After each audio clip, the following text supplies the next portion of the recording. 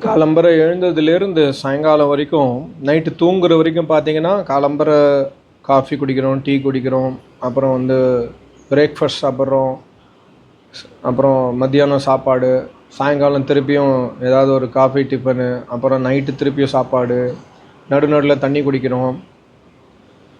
எதுக்காக சொல்ல வரேன்னா, நம்மளுடைய உடலுடைய சிஸ்டம் பார்த்திங்கன்னா, உடலுக்கு தேவையான விஷயத்த நம்ம எவ்வளோ தான் சாப்பிட்டாலும் உடலுக்கு என்ன தேவையோ அது உடல் எடுத்துண்டு தேவையில்லாத விஷயத்த உடல் வெளில தள்ளிடும். ஸோ தினசரி நம்ம சௌச்சம் போயிட்டு வருவோம், தினசரி டாய்லெட் போயிட்டு வந்தால் தான் உடல் ஆரோக்கியமாக இருக்கும். இது எல்லாருக்கும் தெரிஞ்ச விஷயம். டிசைன் உடலுக்கு மட்டும் இல்லை, மனசுக்கும் இதே டிசைன் தான். ஆனால் மனசை பற்றி நம்ம கவலைப்படுறதே இல்லை. உடலை பற்றி நம்ம ஜாஸ்தி சிந்திப்போம். ஆர்கானிக்காக சாப்பிட்ணும், சரி சர்க்கரை இல்லாமல் சாப்பிட்ணும், சரி நான் அது பேர் என்ன சொல்கிறது, உப்பு உரப்பு கம்மி சாப்பிட்ணும், அதே மாதிரி வெஜிடேரியன் சாப்பிட்ணும், வேகன் சாப்பிட்ணும், இந்த மாதிரி நிறைய சாய்ஸஸ் இருக்குது சாப்பாட்டில். இந்த மாதிரி நம்ம தேர்ந்தெடுக்க முடியும் நம்ம லைஃப் ஸ்டைலில். சரி காலம்பரில் நான் காஃபி குடிக்க மாட்டேன், காஃபி குடிக்கிறது நல்லது இல்லை, பிளாக் காஃபி குடிக்கிறது ஓகே, இல்லை காஃபி குடித்தா சர்க்கரை இல்லாமல் குடிப்பேன், இல்லை காலம்பரை எழுந்து வெறும் வயத்தில் நான் நெய், சில பேர் நார்த் இந்தியாவிலலாம் நெய் காலம்பரை எழுந்தோடனே பசு நெய் குடிப்பாங்க. ஃபஸ்ட்டு எழுந்த உடனே நெய் குடிப்பாங்க, நெய் வெந்நீரில் போட்டு கொஞ்சம் நெய் குடிப்பாங்க. ஸோ இந்த மாதிரி உடலுக்கு ஆரோக்கியம் வர வேண்டும்னு சொல்லிட்டு நம்ம நிறையா பண்ணுறோம். பண்ணி தான் ஆகணும், தப்பு கிடையாது, அதில் ஒன்றும் சொல்லலை. ஆனால் மனசில் உடலுக்கு தேவையில்லாத விஷயத்தை உடல் வெளில தள்ளிடும். மலம் மூலமாக, மூத்திரம் மூலமாக, வாந்தி மூலமாக. சில பேருக்கு வாந்தி நிறையா சாப்பிட்ருவாங்க, எதாவது அஜீரணம் ஆகிடும், வாந்தி எடுத்துருவாங்க. அப்புறம் உடலில் வியர்வை வருது, கார்த்தால எழுந்து பார்த்தீங்கன்னா கண்ணில் புளிச்சிருக்கும், காதில் கூட சில பேர் காதுலேருந்து அழுக்கு வெளில வரும். ஸோ உடல் அதோட டிசைன் பார்த்திங்கன்னா இறைவன் அப்படி டிசைன் பண்ணி கொடுத்துட்டாரு. உடல் ஆட்டோமேட்டிக்காக தன்னுடைய வேலையை செய்யும். நீங்கள் உடலுக்கு சொல்ல வேண்டாம், புளிச்ச கண்ணிலேருந்து வெளில வரணும்னு நீங்கள் சொல்ல வேண்டாம், அதுவே பண்ணிடும் அதோட வேலையை. பட் மனசுக்கும் எவ்வளோ ஆகாரம் போகிறது. நம்ம இது உடலுக்கான ஆகாரம், மனசுக்கு எவ்வளோ ஆகாரம் போகிறது. காலம்பரை நீங்கள் எழுந்து ஆஃபீஸ் போகிறீங்க, இல்லை ஸ்கூலுக்கு போகிறீங்க, இல்லை இங்கேருந்து உங்கள் வீட்டிலேருந்து நடந்து வாக்கிங் போயிட்டு பார்க்குக்கு போயிட்டு ஒரு 4 சுற்றிட்டு வெளில ரிட்டர்ன் வரத்துக்குள்ளே நீங்கள் பார்த்தீங்கன்னா எவ்வளோ விஷயங்கள் பார்க்குறீங்க. போஸ்டர் ஒட்டியிருக்கான், கண்ணீர் அஞ்சலி போஸ்டரு, தலைவனுடைய போஸ்டரு, என்னுடைய மாபெரும் தலைவனுக்கு நான் நன்றி செலுத்துகிறேன், இந்த மாதிரி போஸ்டர் ஒட்டிருப்பான். நடந்து போகும்போது கோவிலில் ஒரு பாட்டு ஓடும், மாரியம்மா பாட்டு, இல்லாட்டி ஐயப்பன் பாட்டு, ஏதோ பாட்டு ஓடும். இல்லாட்டி சில பேர் டீ கடையில் டிஸ்கோ பாட்டு போட்டிருப்பான். காலம்பரை இருந்தோடனே எஸ்பிவி பாட்டு, அந்த பாட்டு, இந்த பாட்டு, ரேடியோ நியூஸு காதில் விழுறது. ஆஃபீஸ் போகும்போது எஃப்எம் கேட்டு போகிறாங்க, வண்டி ஓட்டும்போது வேறு ஏதாவது பஜன் கேட்டு போகிறாங்க. ஸோ காலம்பரை எழுந்ததுலேருந்து பார்த்திங்கன்னா மனசுக்குள்ளே எவ்வளவு விஷயங்கள் வருது. இது எல்லாமே ஆகாரம் தான். இந்த ஆகாரமும் இந்த ஆகாரத்தில் தேவையில்லாத ஆகாரம் எதுன்னு பார்த்தீங்கன்னா 99% ஆகாரம் தேவையில்லாது தான். உண்மையிலேயே மனசுக்கு தேவையில்லாத ஆகாரம். அதனால தான் நம்ம தேவையே இல்லாமல் டென்ஷனில், ப்ரெஷரில், ஸ்ட்ரெஸ்ஸில் இருக்கிறதுக்கான காரணம் என்னென்னா, தேவையில்லாத உணவை நம்ம மனசுக்கு கொடுக்குறோம். அது மட்டும் இல்லாமல் பார்த்தீங்கன்னா வீட்டில் சண்டை நடக்கும். காலம்பரை எழுந்ததுலேருந்து சண்டை, கத்திடுவோம், கோவம் வரும், கத்துவோம். எதுக்கு கோவம் வருதுன்னா எதுக்குன்னு தெரியாமலே கோவம் வரும், ஷார்ட் டெம்பர்டாக இருப்போம். ஏன்னா டிவி பார்த்து இந்த இன்ஸ்டாகிராமு பார்த்து, ரீல்ஸ் பார்த்து, வாட்ஸ்அப் மெசேஜ் பார்த்து தேவையில்லாத ஆணியை ஏன் பிடுங்குறேன்னு ஒரு வீடியோ போட்டிருந்தேன். அதே மாதிரி தான் தேவையில்லாத விஷயத்த நிறையா கேட்டு அப்படியே ப்ரெஷர் பில்ட் ஆகிடுச்சு. உடல் 2 நாள் நீங்கள் 3 நாள் மலம் வரலைன்னா கான்ஸ்டிபேஷன் ஆகிடுச்சு, எவ்வளோ தவிப்பீங்க. மனசும் அந்த மாதிரி தவிப்பில் இருக்குது. அப்போ அதனால தான் என்ன ஆகுதுன்னா பிபி ஆகுது, ஸ்ட்ரெஸ்ஸு, ப்ரெஷரு. நான் ஞானி மாதிரி பேசலை, எனக்கும் இதே சுச்சுவேஷன் தான். பட் நமக்கு ஞானம் தெரிஞ்சால் நம்மளுடைய மனசை கரெக்டாக எடுத்துகிட்டு போகலாம். ஸோ தேவையில்லாத விஷயம் எல்லாமே குப்பை, ஹிந்தியில் கச்சரான்னு சொல்லுவாங்க, கச்சரா, குப்பை, தமிழில் குப்பை. தேவையில்லாத விஷயம் எல்லாமே மலம் தான், தேவையில்லாத விஷயம் எல்லாமே குப்பை தான். ஸோ குப்பையை சேர்த்து தேவையில்லாத குப்பை எவ்வளோ சேர்த்துருக்கோம் பாருங்கள். ஆட்டோவில் இந்த ஷேர் ஆட்டோவில் ஸ்கூல் பசங்களை கூப்பிட்டு போகிறான், அவன் ஷேர் ஆட்டோவில் மியூசிக் போட்டிருப்பான். அந்த ஸ்கூல் பையன் அது பையனோ பொண்ணோ கேட்டுகிட்டே போகிறான். அது உண்மையிலேயே அந்த பொண்ணுக்கு பையனுக்கு தேவையில்லை, அது கச்சராவாக மாறிடும். அந்த கேட்குற விஷயம் வந்து அவன் மனசுக்குள்ளே ஒரு லவ் சாங் வருது, ரொமான்டிக் சாங் வருது, ஏதோ ஒரு இல்லாட்டி அடிதடி மாதிரி ஒரு குத்துப்பாட்டு வருது, நான் அவனை அடிச்சிருவேன், நான் பெரிய ஆள் அப்படின்லாம் சவுண்டு வருதுன்னு வச்சுங்களேன். அந்த பையனுடைய பொண்ணுடைய மனசில் அது குப்பையாக போய் சேர்ந்துடும். அவனுடைய வாழ்க்கைக்கு அது தேவையில்லை. அந்த குப்பை என்ன பண்ணும், உடம்புல குப்பை தங்கிடுத்துனா என்ன பண்ணும், உடம்புல குப்பை இருக்குது, உடம்புல மலம் இருக்குது, வெளில வரமாட்டேங்கிறது. என்ன ஆகும், உடம்பு ஜுரம் வந்துடும், உடம்புல வந்து பலவிதமான நோய் உருவாகும். சில பேருக்கு வேர்க்காது, அதுவும் ஒரு நோய் தான். சில பேருக்கு வேர்க்காது, வெயிலில் நடந்து போனாலும் சில பேருக்கு வேர்க்காது. அந்த மலம் வெளில வரல, வேர்வை மூலமாக வெளில வரும்ல, சில பேருக்கு அந்த மாதிரி நோய் கூட இருக்குது. ஸோ மலம் வெளில வரலன்னு என்ன ஆகுனா நம்ம நோய்வாய்ப்படும். ஸோ அதுக்காக அவங்க மாத்திரை சாப்பிடுவாங்க. நான் ஃபாரினர் 2-3 பேர் கொஞ்ச நாள் வருஷம் முன்னாடி அவரோட மாத்திரை சாப்பிட்டுன்னே இருந்தாங்க. நல்லா பார்க்குறதுக்கு நல்லா ரொம்ப அருமையாக ஹைட்டாக இருந்தார், 6.5 feet. நிறையா மாத்திரை சாப்பிட்டே இருந்தார். அவர்கிட்ட என்ன கேட்டேன்னா எனக்கு வேர்க்காது அப்படின்னு சொல்லிட்டு அவர் சொல்லியிருந்தார். ஸோ டிஃப்ரெண்ட் வியாதி பாருங்கள். உள்ளுக்குள்ளே இருக்கிற மலம் வெளில வரலைன்னா உடம்புல வியாதி உருவாகும். அதே மாதிரி மனசில் இருக்கிற மலத்தை நம்ம தினசரி வெளில எடுக்கணும். எப்படி தினசரி நம்ம சௌச்சத்துக்கு போகிறோமோ, தினசரி நம்ம காலம்பரை எழுந்து குளிக்கிறோம், மூஞ்சி அலம்புறோம், எழுந்தோடனே என்ன பண்ணுறோம், பல் தேய்ச்சிட்டு மூஞ்சி கழுவுறோம். இல்லாட்டி சில பேர் பல் தேய்ச்ச உடனே குளிச்சிடுவாங்க. மூஞ்சி கழுவிட்டு பல் தேய்ச்சிட்டு அதுக்கப்புறம் தான் போய் உட்காந்து தியானம் பண்ணுறோம், இல்லாட்டி எதாவது காஃபி குடிக்கிறோம், டீ குடிக்கிறோம், ரைட்டா? ஏன்னா மலம் வெளில போகணும். அந்த மலம் இருந்தால் நமக்கு பிடிக்காது. அதே மாதிரி மனசில் இருக்கிற மலத்தை எப்படி வெளில தள்ளுறது? மனசில் இருக்கிற மலத்தை வெளில தள்ளுறதுனா ஒரே ஒரு உபாயம் மட்டுமே இருக்குது. இல்லாட்டி மனசில் இருக்கிற மலம் வெளிலே போகாது. அந்த உபாயம் யோகாபியாசம். சாம்வேத மந்திரத்தில் இது வந்து பூமிகா மட்டுமே நான் சொன்னேன். சாம்வேத மந்திரத்தில் பார்த்தீங்கன்னா இன்னொரு விஷயம் வந்து ஒரு ஆச்சாரியரோட பிரவச்சனம் கேட்டது, ரொம்ப அருமையான விஷயம் சொன்னார்.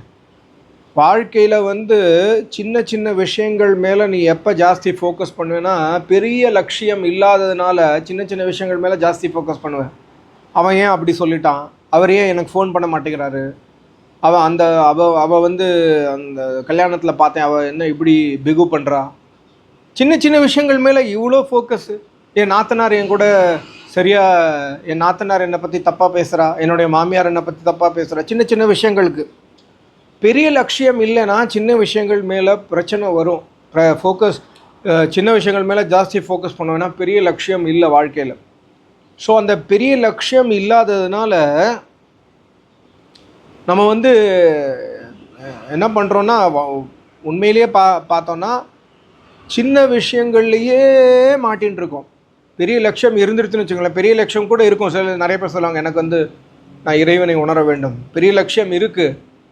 பெரிய லட்சியத்துக்கு ஒரு ஸ்கூல் பையன் இருக்கான், காலேஜ் பையன் இருக்கான்னா, மார்ச் மாதம் எக்ஸாமுக்கு முக்கால்வாசி பேர் எப்போ படிக்கிறான், பிப்ரவரியில் படிக்கிறான்.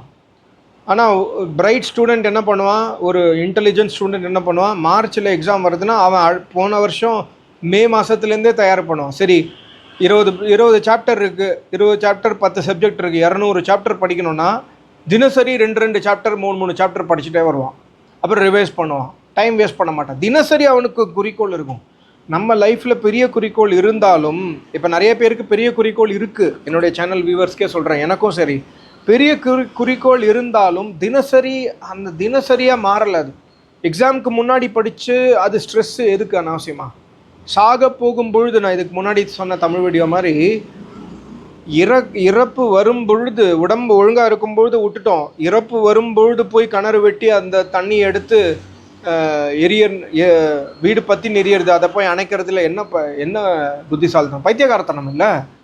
ஸோ பெரிய லட்சியம் இருந்தாலும் அதை சின்னதாக உடைச்சி தினசரி நமக்கு எய்ம் வேணும். காலம்பரை எழுந்த உடனே இப்போ உங்ககிட்ட நான் கேட்குறேன், உன்னுடைய இன்னைக்கு என்ன குறிக்கோள்? சரி, வாழ்க்கையில் நீ யோகம் பயிற்சி பண்ணணும், இறைவனை அடையணும்னு சொல்கிற, இன்றைக்கி என்ன குறிக்கோள்? இன்றைக்கி ஒரு குறிக்கோளும் இல்லை. ஸோ அப்படின்னா என்ன அர்த்தம்னா, பெரிய குறிக்கோள் உண்மையிலேயே இல்லை, சும்மா அது மனசில் எங்கேயோ இருக்குது, அவ்வளோதான். ஸோ அதனால என்ன பண்ணுறோம், சின்ன விஷயங்களில் நிறையா ஃபோக்கஸ் பண்ணுறோம். இந்த இன்ஸ்டாகிராம் வந்து ஃபேமஸ் ஆனதுக்கு காரணமே, இன்ஸ்டாகிராமு, இந்த ஃபேஸ்புக்கு, யூடியூப் ரீல்ஸ், இதெல்லாம் நம்ம அடிக்ஷன் ஆகிறோம் பாருங்களேன். இதுக்கான முக்கியமான காரணம் என்னென்னா, பெரிய லட்சியம் இல்லாததுனால. பெரிய லட்சியம் இருந்தாலும் அதை செயல்படுத்துவதற்கு மனசில் தினசரி இதை நான் தினசரி பண்ணியாகணுங்கிற குறிக்கோள் இல்லாததுனால நம்ம இதுலேயே மாட்டின்னு இருக்கோம். அதனால தான் வந்து சின்ன சின்ன விஷயங்களுக்கு நம்ம ஜாஸ்தியாக இம்பேக்ட் ஆகிடுவோம். சரி, புருஷன் வந்து பொண்டாட்டியே கத்திட்டான், கேவலமாக கத்திட்டான், கோவத்தில் அவனுக்கு ஏதோ கோவம் டென்ஷனு ரொம்ப அசிங்கமாக கத்திட்டான் பொண்டாட்டியை.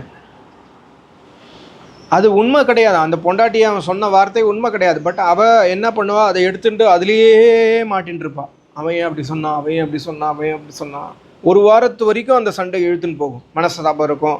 அப்புறம் அவன் வந்து காலில் விழுவான், இல்லைம்மா தப்பாக சொல்லிட்டேன், நான் கோவத்தில் இருந்தேன், நான் அது பண்ணேன் ஆஃபீஸில் இந்த ப்ரெஷர். ஸோ பெரிய லட்சியம் இல்லைன்னா சின்ன விஷயத்துலேயே நம்ம மாட்டின்னு இருப்போம். அதனால் இறைவன் சொல்கிறார் சாமவேதத்தில், இது வந்து நான் ஒரு பேக்ரவுண்டு கொடுத்தேன். சாமவேதத்தில் வந்து இந்த மந்திரத்தை நான் வேறு மாதிரி எக்ஸ்பிளைன் பண்ணியிருக்கேன். பட்டு நான் சாமவேத அத்தியானம் பண்ணும்பொழுது அந்த ஆச்சாரியர் ரொம்ப அருமையான ஆச்சாரியர், அவர் வந்து ராமநாத வேத அலங்காரம், அவர் சொல்கிறாரு. இப்போ இல்லை, அவர் ஐ திங்க் இப்போ வயசானவர், இப்போ போயிட்டாருன்னு நினைக்கிறேன். உபத்வாக்னே திவே திவே தோஷாவஸ்தர் தியாவயம் நமோ பரந்த ஏமசி. அவர் என்ன சொல்கிறாருன்னா, தோஷம்னா என்ன அர்த்தம்னா ராத்திரி, தோஷாவஸ்தனா ராத்திரி பகல். ஒரு நார்மலாக சொல்ல போனால் ராத்திரி பகல். ஆனால் இவர் வந்து நிகண்டூவில் ஒரு வார்த்தை எடுக்கிறார், தோஷாவஸ்தனா என்னென்னா உன்னுடைய மூடத்தனம், மனசில் இருக்கிற மூடத்தனம், மாயா, மோகம், அந்த ராத்திரி. 2 ராத்திரி இருக்குது. ஒன்று சூரியன் இல்லாத பொழுது இருக்கிற ராத்திரி, 2வது ராத்திரி என்ன, மோகத்தில், மூடத்தனத்தில், அக்ஞானத்தில் இருக்கிற ராத்திரி. ஸோ அவர் சொல்கிறாரு, இந்த சாமவேத மந்திரம் எக்ஸ்பிளைன் பண்ணும்பொழுது, மோக ராத்திரி உன்னுடைய மனசில் வந்து அந்த குப்பை இருக்குது மனசில், அது வெளில போல, அந்த குப்பைனால மனசில் டிப்ரெஷன் இருக்குது, டென்ஷன் இருக்குது, ஆங்ஸைட்டி இருக்குது, ப்ரெஷர் இருக்குது. ஸோ என்ன பண்ணோம், இறைவன் சொல்கிறாரு தோஷாவஸ்தக, தோஷாவஸ்தனா வந்து டே டைம், சூரியன் உதிச்சிடுது. மோகத்தை, அந்த அக்ஞானத்தை, அந்த அந்தகாரத்தை முறியடிப்பதற்காக, அதை நிவாரணம் செய்யறதுக்காக என்ன பண்ணோன்னா, அக்னே வயம் திவே திவே. அக்னேனா இறைவன். சொல்கிறாரு, அப்பனே அந்தகரண்மே, உன்னுடைய எந்த இடத்துல இருக்குது மோகம், எந்த இடத்துல இருக்குது அக்ஞானம், உன்னுடைய அந்தகரணத்தில் இருக்குது. அந்த அக்ஞானம் மூடி இருக்குது. அந்த அக்ஞானத்தினால நம்ம என்ன பண்ணுறோம், காமத்தில் ஈடுபடுறோம். அந்த அக்ஞானத்தினால என்ன பண்ணுறோம், அதிகமாக பொண்டாட்டியோட சேர்றோம், பொண்டாட்டி அதிகமாக புருஷனோட சேர்றான், இல்லை ஆண்மகன் வேற ஒரு பொண்ணிலோட சேர்றான், கல்யாணம் ஆன பிறகும் தவறான ரிலேஷன்ஷிப் வச்சுட்டு இருக்கான். ஸோ அதுக்கப்புறம் அது மட்டும் இல்லாமல் சீட் ஆடுறோம், தண்ணி அடிக்கிறான், தம் அடிக்கிறான், கெட்ட விஷயங்கள் பண்ணுறான், டைம் வேஸ்ட் பண்ணுறான். அதற்கான காரணம் மோகராத்திரி. அதை நிவாரணம் செய்வதற்காக என்ன சொல்கிறாருன்னா, உன்னுடைய அந்தகரணத்தில், உன்னுடைய மனசில் இருக்கிற அந்த மனசை பிரகாசம் செய்யக்கூடிய அந்த பரமாத்ம அக்னினா இந்த இடத்துல பரமாத்மன், அந்த பரமாத்மனை நீ நமஸ்கரிக்க வேண்டும். எப்படி நமஸ்காரம் செய்ய வேண்டும், யோக மார்க்கத்தின் மூலமாக.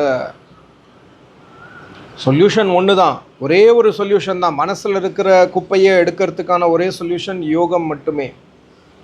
யோகத்தின் மூலமாக, யோக மார்க்கத்தின் மூலமாக திவே தினசரி எப்படி 1க்கு 2க்கு போறியோ, தினசரி காலம்பரை குளிக்கிறோம், சாயங்காலம் வெளியில் போயிட்டு வரோம், ஆஃபீஸ் போயிட்டு, பிஸ்னஸ் போயிட்டு, இங்கங்கே போயிட்டு வரோம். சாயங்காலமும் சில பேர் குளிப்பாங்க, இல்லாட்டி சாயங்காலம் வந்தோடனே கை கால் கழுவுறோம், மூஞ்சி கழுவுறோம், ட்ரெஸ் மாற்றிக்கிறோம், ஃப்ரெஷ்ஷாக ஆகிறோம், ரைட்? அதே மாதிரி உன்னுடைய மனசில் இருக்கிற அந்த மோகம் வந்து காலம்பரையிலேருந்து நைட் வரைக்கும் ஆட் ஆகிட்டே இருக்குது.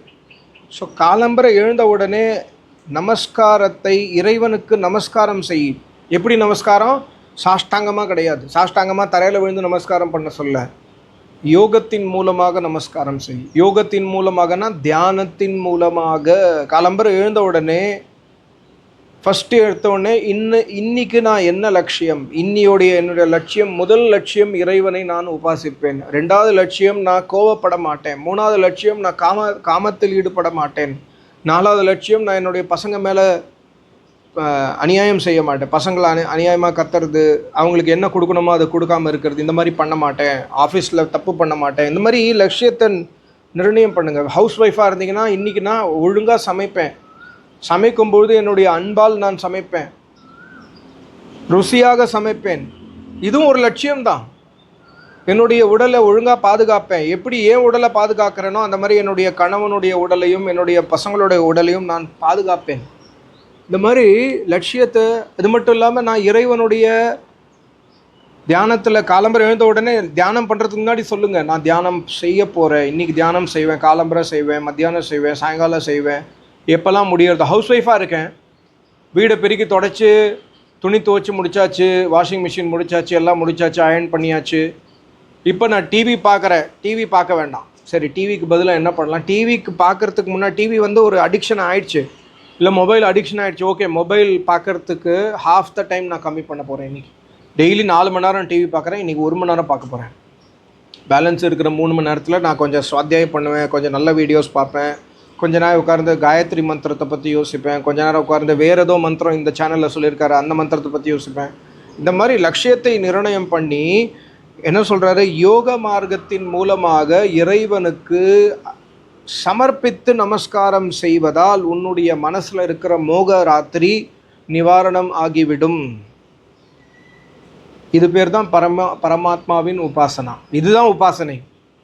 என்னுடைய அக்ஞானத்தை அழிப்பதற்காக காலையிலேருந்து சாயங்காலம் வரைக்கும் நேத்தி எவ்வளோ வருஷமாக சேர்ந்துருக்கிற குப்பையை நம்ம பெருக்கிறதுக்காக இறைவன் கிட்ட சரணாகதி ஆகி இறைவனை நமஸ்காரம் செஞ்சு யோகத்தின் மூலமாக, தியானத்தின் மூலமாக, ஹோமத்தின் மூலமாக, நல்ல விஷயங்களை பேசுறதன் மூலமாக, நல்ல விஷயங்களை பற்றி யோசிக்கிறதன் மூலமாக இறைவனுக்கு சமர்ப்பித்தலே இதற்கான நிவாரணம்.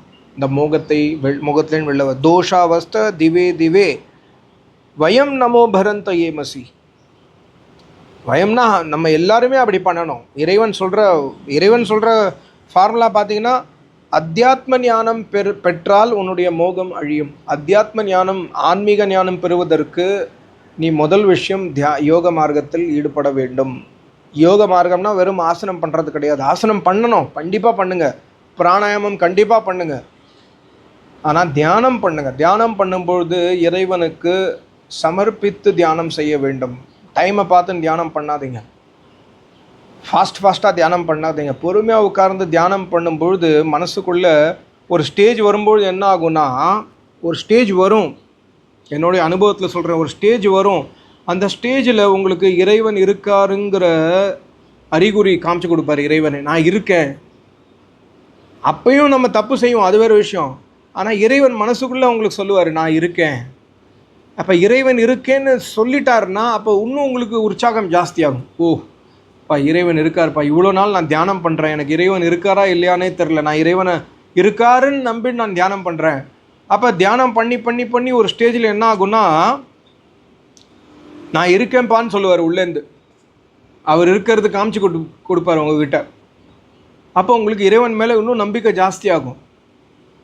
அப்போ இறைவன் மேலே இன்னும் நம்பிக்கை ஜாஸ்தியாகும் பொழுது உங்களுடைய மோகம், மனசுக்குள்ளே இருக்கிற அந்த மோகம்னா இந்த இடத்துல மூடத்தனம், மனசுக்குள்ளே இருக்கிற அந்த சின்ன சின்ன விஷயங்கள் மேலே அட்ராக்ஷன் எல்லாமே கம்மியாகும். இது எல்லாமே இறைவன் இருக்கிறதுக்கான அறிகுறி கூட. ஸோ ரொம்ப ரொம்ப முக்கியமான மந்திரம் உபத்வாகனே. இறைவனு உபனா கிட்ட போகிறது, இறைவனுக்கிட்ட. இப்போது உன்னுடைய தோஷாவஸ்தை மோகத்தை விலக்க வேண்டும் என்றால் இறைவன்கிட்ட போ. நமஸ்காரம் எப்படி பண்ணணும், நமஹ பரந்த ஏமசி. நமஸ்காரம் எப்படி பண்ணணும் இறைவனுக்கு, சாஷ்டாங்க நமஸ்காரம் இறைவனுக்கு யோகத்தின் மூலமாக மட்டுமே செய்ய முடியும். ரொம்ப ரொம்ப முக்கியமான வேத மந்திரம். இல்லை சாமவேதத்தில் இருக்கிற எல்லா வேத மந்திரமும் முக்கியம், சாமவேதம் இல்லை, எல்லா வேதத்தில் இருக்கிற எல்லா மந்திரமும் முக்கியம். பட் அதை நம்ம எப்படி கிரகிச்சுக்கிறோம், எப்படி வாழ்க்கையில் இம்ப்ளிமெண்ட் பண்ணுறோங்கிறது. இப்போ பர்கோ தேவஸ்டே சொல்கிறோம், காயத்ரி மந்திரத்துடைய மெயினையும் பர்க, ஹே இறைவா. குருநாதர் சொல்லுவார், சமாதி அடையும் பொழுது யோகியுடைய மனசு, யோகியோட உடல் ரெண்டுமே பரிபூர்ணமாக தூய்மை ஆகிடும். உடலில் ரத்தம் வற்றி போயிடும். குருநாதர் சொன்னார், உடலில் ரத்தம் வற்றி போயிடும், உடல் முழுசாக எல்லோவாக மாறிடும், எல்லோ கலரில் மாறிடும். ரத்தம் இல்லை உடம்புல, ரத்தம் இருக்கிறதே தெரியாது, ரத்த ஓட்டம் தெரியாது, எலும்பு தெரிய ஆரம்பிச்சிடும் வெளியில். உடம்பில் 1க்கு 2க்கு இருக்காது, ஃபுல்லாக காலி ஆகிடும் உடம்பில். 2க்கு மலமே வராது உடம்புல மலம் இல்லை. ஏன்னா ஆகாரம் இல்லை. கண்லேருந்து ஆகாரம், காதுலேருந்து ஆகாரம், வாயிலேருந்து ஆகாரம், எந்த ஆகாரமுமே கிடையாது. ஸோ உடம்புல 1க்கு கிடையாது, 2க்கு கிடையாது, ரத்தம் கிடையாது, எலும்பு ஆகிடும், எலும்பு கூடு மாதிரி ஆகிடுவார் அந்த யோகி அப்போ சமாதி அடையும் பொழுது.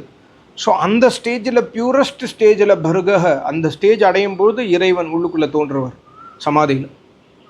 ஸோ இது எல்லாமே லிங்க்டு, ஒவ்வொரு மந்திரமும் லிங்கேஜ் நம்ம வாழ்க்கையோட, நம்மளுடைய தவத்தோட. ஸோ ரொம்ப ரொம்ப முக்கியமான மந்திரம், ரொம்ப முக்கியமான உபதேசம். இது என்னுடைய உபதேசம் இல்லை, நான் கற்றுண்ட விஷயத்த உங்களுக்கு சொல்கிறேன். நான் ஞானி கிடையாது, பட் ரொம்ப முக்கியமான விஷயம் வாழ்க்கைக்கு. யோசிச்சு பாருங்கள், எவ்வளவு நேரம் நம்ம குப்பையை நம்ம சேர்க்குறோம் அப்படின்னு யோசிச்சு பாருங்கள். அந்த குப்பையை தூக்கி எறிங்க தியானத்தின் மூலமாக. உடலில் இருக்கிற குப்பை ஆட்டோமேட்டிக்காக போயிடும், பட் மனசில் இருக்கிற குப்பை இப்படி தான் போகும். ரொம்ப நன்றி, நமஸ்காரம், ஓம்.